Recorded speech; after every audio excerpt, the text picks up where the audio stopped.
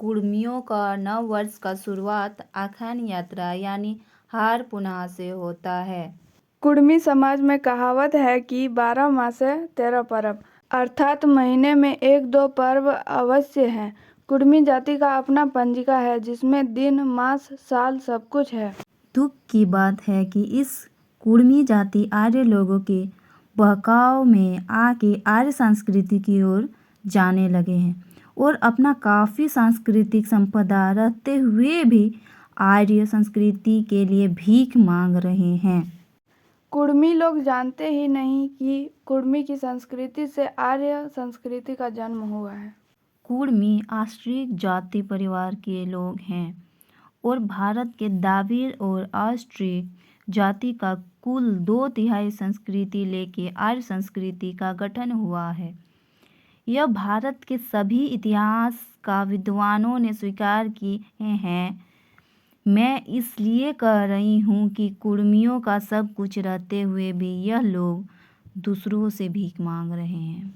कुर्मी जाति का साल का पहला दिन है माघ महीना का पहला दिन, जिसको कुड़माली भाषा में जाड़ मास कहा जाता है। उसी दिन आखान यात्रा का त्यौहार माना जाता है।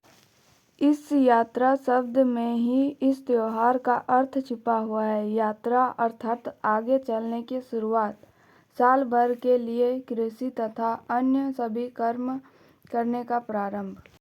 चूँकि कुर्मी जाति का प्रधान पेशा है कृषि, इसलिए सर्वप्रथम कृषि कर्म से ही वर्ष का शुभारंभ किया जाता है। कुर्मियों के पूर्वजों को सौर जगत के बारे में अच्छी जानकारी थी।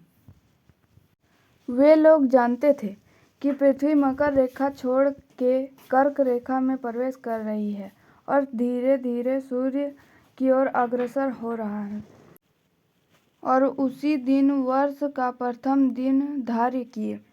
वो दिन माघ महीना का प्रथम और वर्ष का भी प्रथम दिन माने। इसी का पूर्व दिन को पुष संक्रांति तथा मकर संक्रांति नाम दिए। कुर्मी तथा कुड़माली संस्कृति के अनुसार अर्थात कृषि संस्कृति से चलने वाले सभी लोगों का शुभ दिन हुआ आखान यात्रा दिन।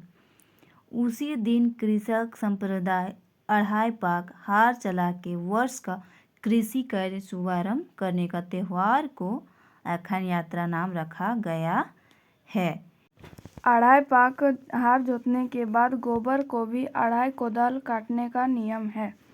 कारण कृषि कार्य में गोबर अति आवश्यक वस्तु है। उस समय रासायनिक खाद्य नहीं होता था। बाकी बची जानकारी हमारी अगली वीडियो में मिलेगी। तोहनी सोबिन के नतुन बछर कर सगुन बांछा।